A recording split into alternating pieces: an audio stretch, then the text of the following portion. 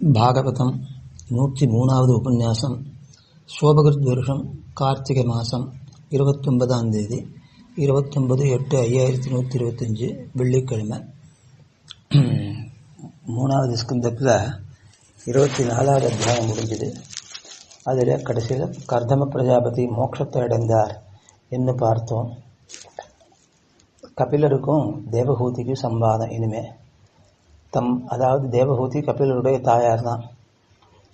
ஸ்ரீ சவுனகர் சொல்கிறார், கர்மத்தினாலே விளையிற ஜன்மம் இல்லாதவன் பகவான், ஞானாதி குணங்கள் நிறைந்தவன் அந்த சர்வேஸ்வரன் மனிதர்களுக்கு ஜீவாத்ம பரமாத்மாக்களின் உண்மையை விசதமாக எடுத்துரைக்கும் பொருட்டு கபிலராக அவதாரம் பண்ணினான். புருஷஸ்ரேஷ்டரும் யோகிகளில் சிறந்தவருமாகிற கபிலருடைய புகழை கேட்பதில் எனக்கு திருப்தி ஏற்படவில்லை. நிறைய கேட்கணும்னு தோற்றுறது.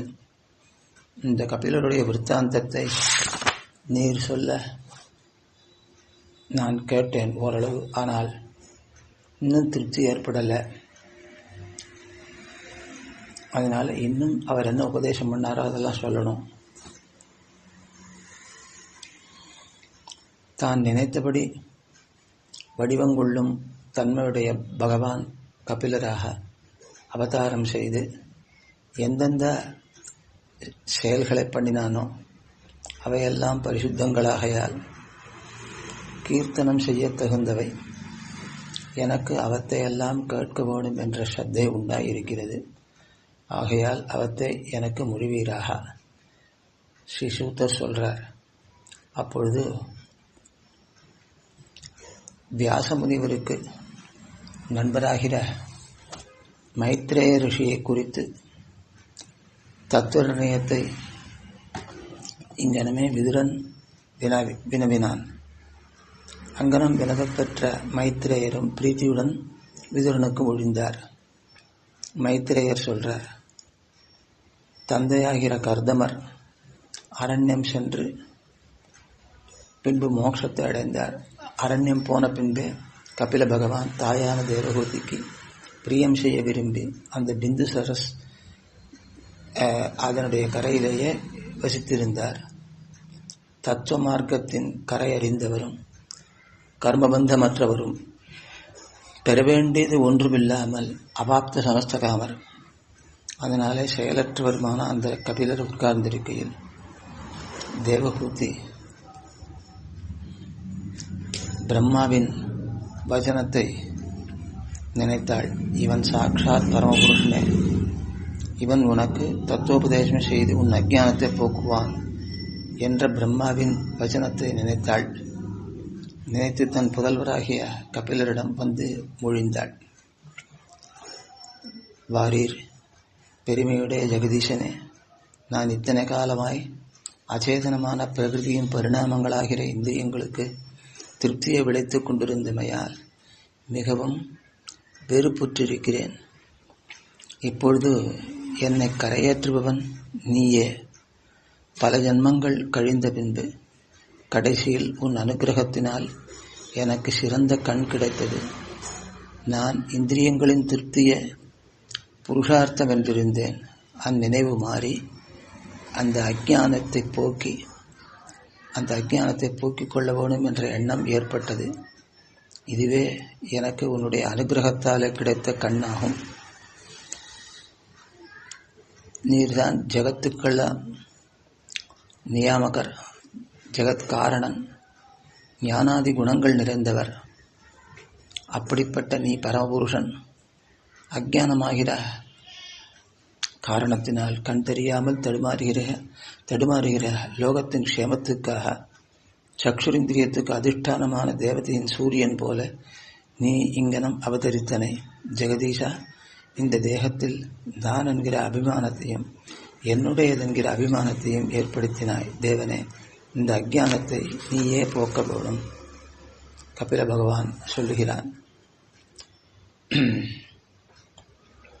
அதற்கு முன்னே மைத்ரேயர் சொல்றார், பிராணிகளுக்கு மோட்ச ருஷியை விளைப்பதும் நிர்தோஷமுமான மாதாவின் அபிப்பிராயத்தை இங்கனம் கேட்ட தன் மனத்தினால் புகழ்ந்து மனத்தை அடக்கின ஜிதேந்திரியர்களான புருஷர்களுக்கு மோட்சத்தை நிறைவேற்றிக் கொடுக்கும் உபாயமாகிற கபிலர் புன்னகையினால் திகழ்கின்ற முகமுடையவராகி அந்த தேவகூதியை பார்த்து இங்கனம் முடிந்தார். கபில பகவான் சொல்றார், பிரகிருதியை காட்டிலும் வேறுபட்ட ஆத்மாவின் உண்மை அறிவாகிற ஞான யோகம்,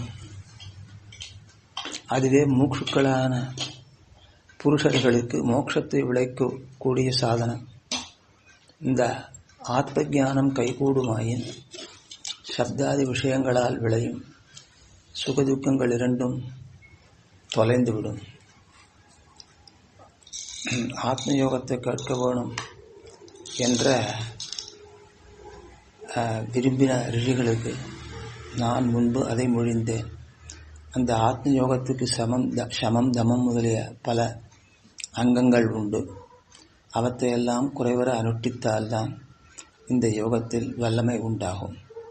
அத்தகையதான ஆத்ம யோகத்தை உனக்கு சொல்லுகிறேன்.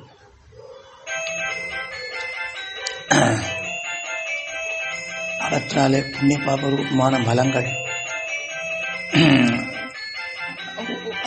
ஆத்மாவல்லாத தேகத்தில் ஆத்மா என்ற புத்தி ஏற்படுவதனாலே புண்ணிய பாபங்கள் என்ற மலங்கள் உண்டாகின்றன. இந்த அகங்காரம், அபிமானம், மமகாரம், அகங்காரம், அதுதான் தேகாத்மா அபிமானம். மமகாரம் மமாபிமானம் என்றும் கூறப்படும். அகங்கார மமகாரங்களால் காமக்ரோத லோப மோகாதிகள் உண்டாகின்றன. அவற்றால் புண்ணிய பாப ரூபமான மலங்கள் உண்டாகின்றன. அம்மலங்களெல்லாம் தீர்ந்து சுத்தமாகி சப்தாதி விஷயங்களால் விளையும் சுகதுக்கங்களால் கலக்க முருகையன்றி மனம் எந்த காலத்தில் சமமாயிருக்குமோ அத்தகைய மனமுடைய புருஷன் அவனுக்கு ஆத்ம ஞானம், சப்தாதி விஷயங்களில் ஆசக்தி இல்லாமையாகிற வைராக்கியம், பக்தி யோகம் இவை கைகூடும்.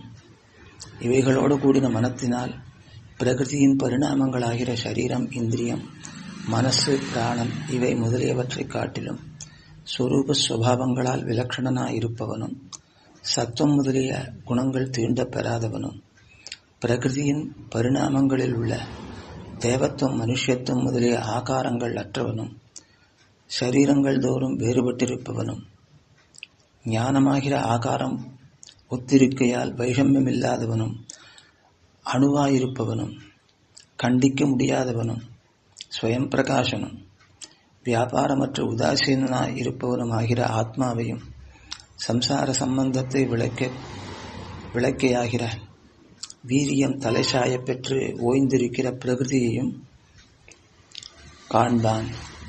எப்பொழுது அவன் நான் இந்த தேகமில்லை என்ற நிச்சயத்தை அடைகிறானோ சமஸ்த பிராணிகளுக்கும் அந்த நிச்சயம் ஞான யோகத்தால் தான் உண்டாகும். சமஸ்த பிராணிகளுக்கும் அந்தராத்மாவான பகவானிடத்தில் விளையும் பக்தியே மோட்சத்தை பெறுவதற்கு உபாயம். அதைப்போல மற்றொரு உபாயமில்லை என்று யோகிகள் கூறுகிறார்கள்.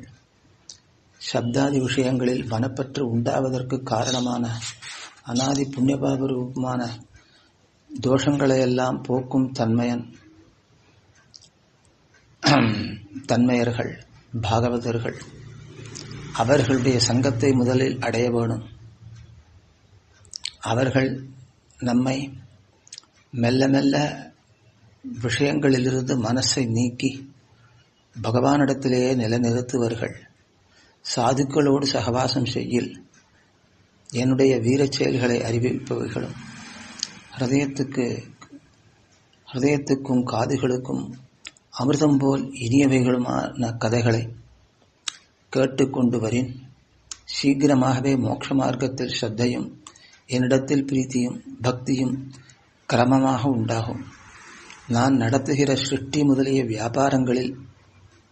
வியாபாரங்களின் சிந்தனை நடக்கப்பெற்ற அந்த பக்தியால் இகலோகத்திலும் பரலோகத்திலும் உள்ள சப்தாதி விஷயங்களில் மனப்பற்றின்னி மனப்பற்றில்லாமல்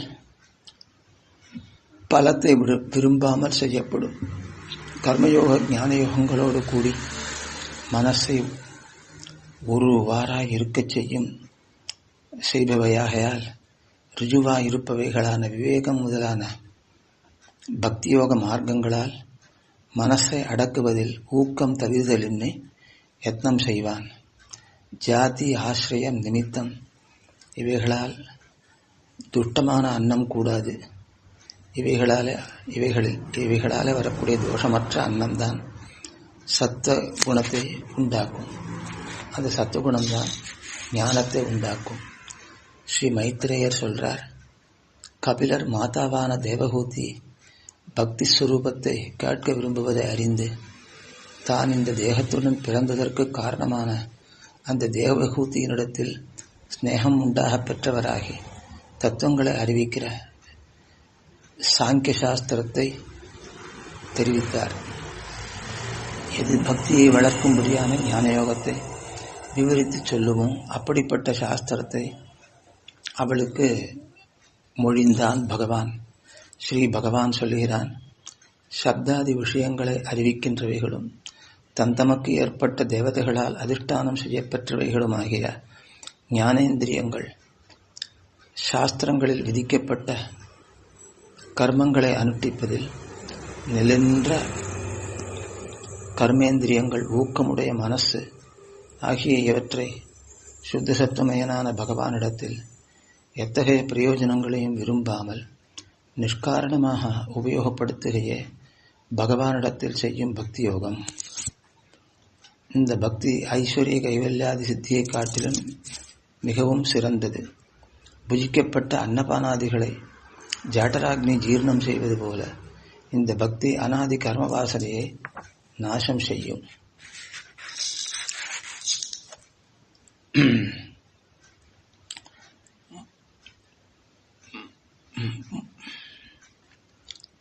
பிரம்மாதிகளுக்கு நல்வார்த்தைகளால் சமாதானம் சொல்லி விடுவித்துக் கொண்டு செல்வார்கள். அதாவது மோட்ச மார்க்கத்தில் செல்பவர்கள் அர்ச்சிராதி மார்க்கத்திலே போவார்கள். அப்பொழுது அந்தந்த லோகங்களிலே இந்த பக்தி யோகத்தாலே அவர்கள் பெறக்கூடிய கதி அர்ச்சிராதி கதி. அப்பொழுது சமஸ்த தேவதைகளும் தங்கள் ஸ்தானங்களிலிருந்து வந்து இவனை தங்கள் ஸ்தானத்தில் இருக்க வேணும் என்று பிரார்த்திப்பார்கள். அவர்கள் அந்த தேவதைகளுக்கு எல்லாம் நல்வார்த்தைகளால் சமாதானம் சொல்லி விடுவித்துக் கொண்டு இந்த முக்த புருஷன் மேலே செல்லுவான். அணிமாதி ஐஸ்வர்யங்களையும் அவர்கள் விரும்ப மாட்டார்கள். அவர்கள் எதிலும் கண் வைக்காமல் சர்வஸ்மாத் பரனான என்னுடைய லோகமாகிற நித்தியபூதியை வந்து சேருகிறார்கள். சாந்த ஸ்வபாவமுடையவளே, சுத்த சத்துவமயமான என்னுடைய லோகத்தில் என்னை அனுபவிப்பதில் மன ஊக்கமுற்றவராகி ஒரு காலம் அந்த அனுபவத்திலிருந்து நழுவுவதில்லை. இந்திராதிகளான சமஸ்த தேவதைகளும் என்னுடைய கட்டளைக்கு உட்பட்டு நடப்பவர்களே. ஆகையால் ஞானயோகமும் வைராக்கியமும் அமைந்த பக்தி யோகத்தினால் மகானந்த ஸ்வரூபமான என்னை அனுபவிக்கையாகிற க்ஷேமத்தின் பொருட்டு எவ்விதத்திலும் பயமில்லாத என் பாதமூலத்தை பணிகிறார்கள் திருட விஸ்வாசசாலிகள். இடையூறுகளால் தடைப்படாதபடி தீவிரமான பக்தி யோகத்தால் மனத்தை என்னிடத்தில் சமர்ப்பித்து அதை என்னிடத்திலே நிறுத்துகையாகிற இவ்வளவே பிரகிருதி மண்டலத்தில் பத்த ஜீவர்கள் மோட்சம் உண்டாவதற்கு செய்யும் செயலாம். இத்தோட 25வது அத்தியாயம் முடிந்தது. 44 ஸ்லோகங்கள் இதில்.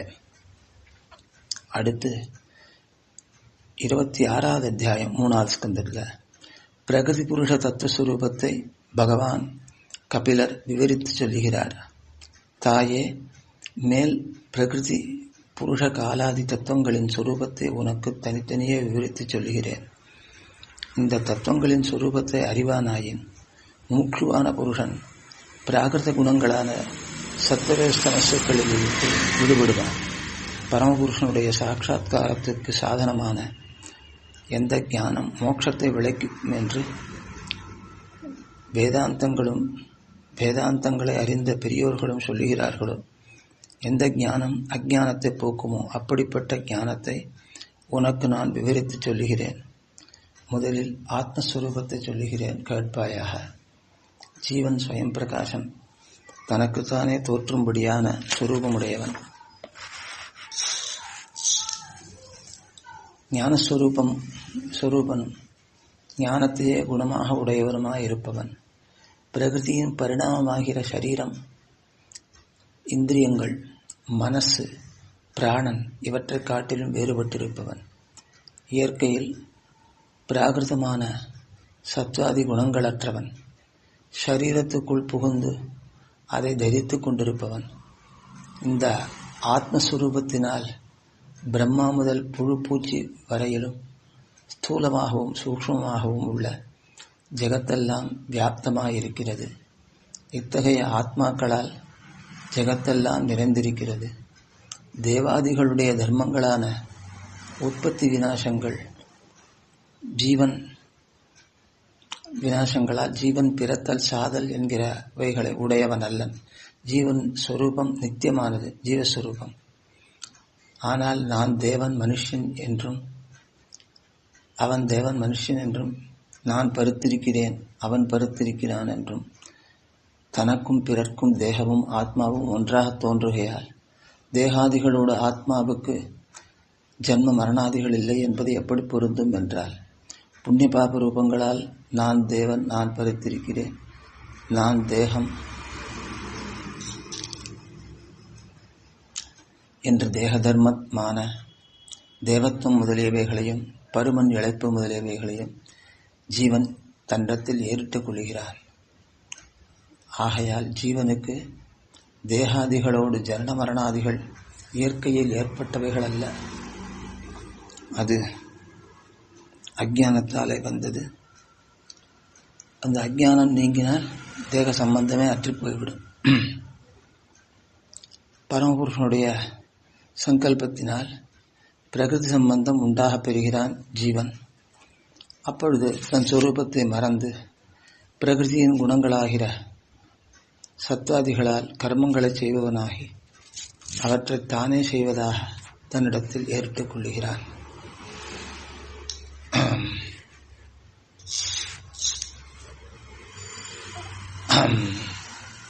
பெரியோர்கள் சரீர சேட்டைகளிலும் இந்திரிய வியாபாரங்களிலும் சரீரமாக பரிணமித்திருக்கிற பிரகிருதியை காரணமாக சொல்லுகிறார்கள். போகஸ்தானமான செயல்களெல்லாம் சரீராகாரமாக பரிணமித்திருப்பதும் ஜீவனால் அதிஷ்டானம் செய்யப்பட்டதுமாகிற பிரகிருதியை பத்தினவையாயும் இருக்கின்றன.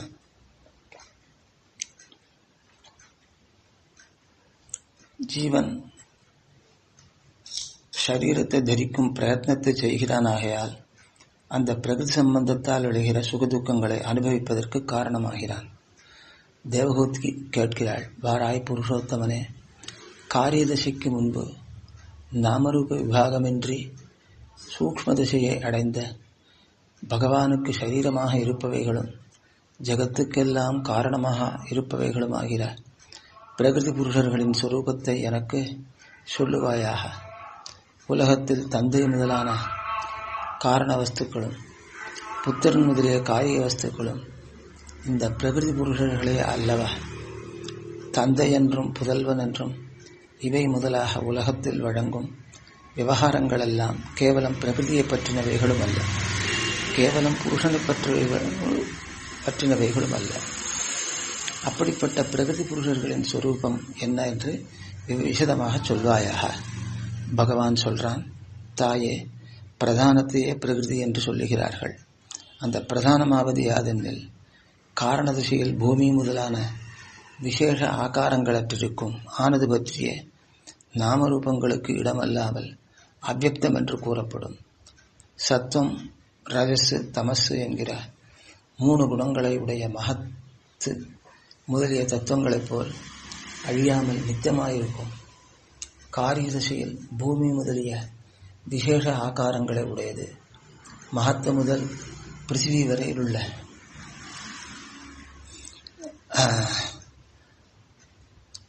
காரண ரூபத்தினாலும், பிரம்மா முதல் புழுப்பூச்சி வரையில் உள்ள காரிய ரூபத்தினாலும், காரணம் என்றது அண்டங்கள் உண்டாகிறதுக்கு காரணமாக இருக்கிறதுனால, பிரம்மா முதல் புழுப்பூச்சி வரையில் உள்ள காரிய ரூபத்தினாலும் காரணமாயும் காரியமாயும் இருக்கின்றன பிராகிருத தத்துவங்கள். தாயே, 5 பூதங்களும் 5 தன்மாத்திரைகளும் மனசும் அகங்காரம் மகத்து அவ்யக்தம் இவை 4ம் ஞானேந்திரியங்கள் கர்மேந்திரியங்கள் இவை 10மாக 24 தத்துவங்கள் அடங்கின இந்த கூட்டத்தை பிரகிருதியின் காரியம் என்று பெரியோர்கள் சொல்லுகிறார்கள். பூமி முதலான 5 பூதங்களால் ஏற்பட்ட தேகங்களுக்குள்ளே இருந்து ஒன்றை ஆசைப்படுவதும் ஒன்றை துவேஷிப்பதும் சுகிப்பதும் துக்கிப்பதுமாகிற எவன் தோற்றுகிறானோ அவனே புருஷன், அவனே ஜீவன், க்ஷேத்திரஜன், ஆத்மா, ஜீவாத்மா, பிரத்யேகாத்மா என்று கூறப்படுகிறான் பல பெயர்களாலே. இச்சை, துவேஷம், சுகம் இவை ஞானஸ்வரூபங்களாகையால் இவை அச்சேதனமான பிரகிருதியின் தர்மங்களாக மாட்டார். இவற்றால் ஜீவன் சரீரத்துக்குள்ளே இருக்கிறான் என்று அறிய வேணும். அப்போ இச்சா துவேஷங்கள் ஞானம் உண்டாகிறதுனால ஜீவன் பிரகிருதி தேகத்துக்குள்ளே இருக்கான் என்று தெரிந்து கொள்ள வேணும்.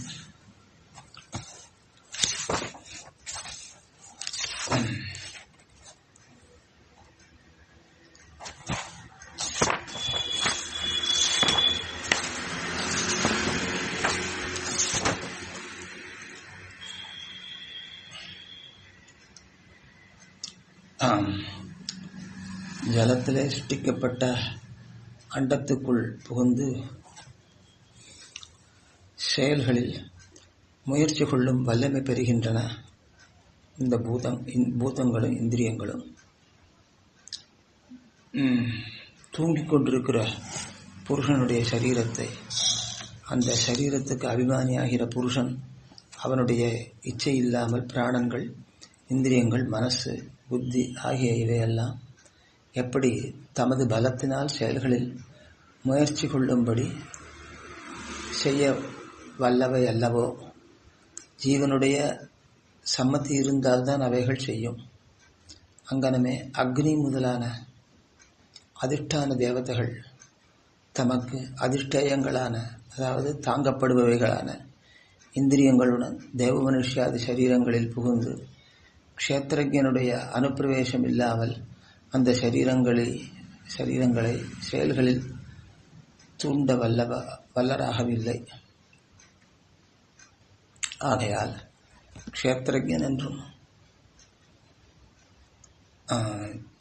சைத்தியன் என்றும், அதாவது சைத்தன்யமுடையவன் என்றும் சொல்லப்படுகிற ஜீவனே தேவ மனுஷ்யாதி சரீரங்களில் முக்கியன்.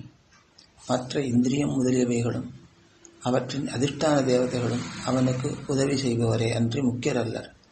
அந்த தேவ மனுஷ்யாதி சரீரங்கள் மூலமாய் சுகதுக்கங்களை அனுபவிப்பவனாக இருக்கிறான். அதனாலே போக்தா என்று சொல்லப்படுகிறான். அந்த ஜீவனே முக்கியன். பரிசுத்த ஸ்வரூபனாகிற அந்த பிரத்யேக ஆத்மாவை, ஜீவாத்மாவை அப்படின்னு அர்த்தம். யோகத்தில் புத்தியை செலுத்தி அந்த புத்தியால் சரீரம், இந்திரியங்கள், புத்தி, பிராணன் இவை முதலியவைகளை காட்டிலும் வேறுபட்டவன் என்று விவேகித்து அறிந்து பகவத் பக்தியாலும் வைராக்கியத்தினாலும் இவன் பிரம்மஸ்வரூபன் என்ற தத்துவஞானத்தினாலும் மனதில் சிந்திக்க வேண்டும்.